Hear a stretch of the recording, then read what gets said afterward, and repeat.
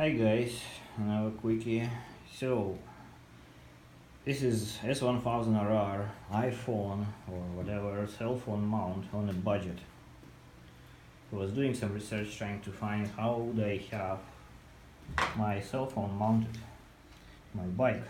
So it would be like a small mount, not heavy, convenient, and so on and so forth. So this is what I did. So couldn't find anything reasonable actually. Everything was too heavy, too big. So yeah, that's it.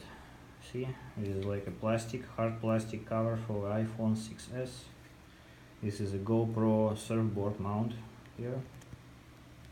So I scratch it a little bit with a sandpaper and then just glue that in.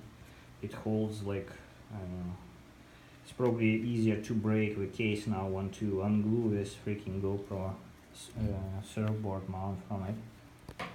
So here again, the same surfboard mount. See that? It's glued to that top triple clamp, and plus I have two holes here and two holes over there done, and just secured with two zip ties just to be sure. So this thing will never go off by itself. So you need to cut the zip ties first and then unglue that, which is quite hard to do anyway. Right, and here is just one standard GoPro mount, which is modified. Now the top one is modified actually. See here, because you cannot usually put them like that. So this one on top only have two legs. So one leg is like protruding way down, is cut off, and that thing sanded, so I can basically put two of them back to back like this. Yeah, and done. So I can add another link here, and I have it somewhere. Let me show you.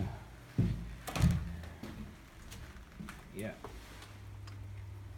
So this part allows me to mount the phone horizontally. That's all it takes. So I have two options: hold it vertically or horizontally, whatever I prefer. Both works. So I'm just slide this in like that. And done. How cool and easy is that? That's it. Sturdy, nice mount. Of course, if you have rain pouring on it, you may get in trouble, but that's not stupid, right? You will do something about it when you see that happening. Alright, now about power. So because if you're riding for a longer distance, you don't want your cell phone to discharge, obviously. Sometimes even you want to charge your phone with your bike. Yeah, this is a race bike here, so it's not a truck bike, so why not? There is a connector here, it's a power connector. So there are two connectors here, so one like this with purple wires in it and blue wires. That's the one for your front sensor if you have one installed like I do. I have a video about why it's mounted like this, not in a standard way, and this is just to allow that bit not to hit the radiator, and so I can do full lock-to-lock turn of the steering without any trouble now.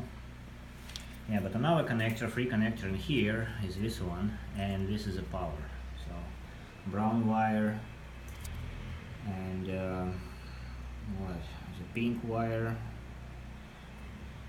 and a red wire. So that is the power connector.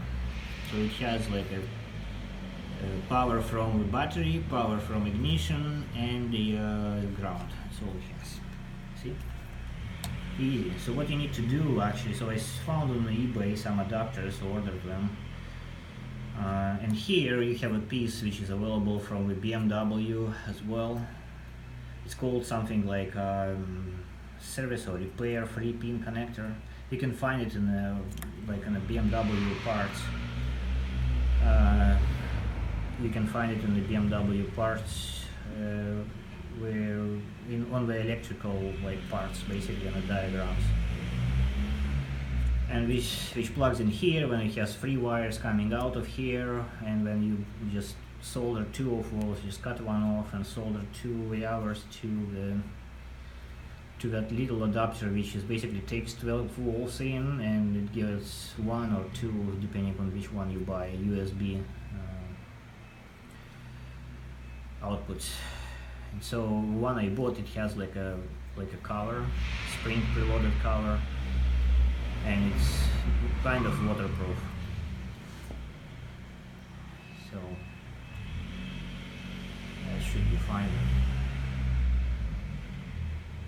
So I will mount that thing in here on that plastic going like that way, and so my USB port will face this way, won't like be too much visible or anything like that, and then just a wire from here to the cell phone, and my setup will be done there, so we'll have like a proper power. I think what I'll do, I'll keep it from the ignition like plus 12, because I don't really want to like discharge my battery for whatever reason. So when I turn the key, that USB adapter will be powered, and because it will drain some power anyway. Like if you leave your bike for a long time, you don't want anything to drain the power from the battery, because the battery is not that big anyway.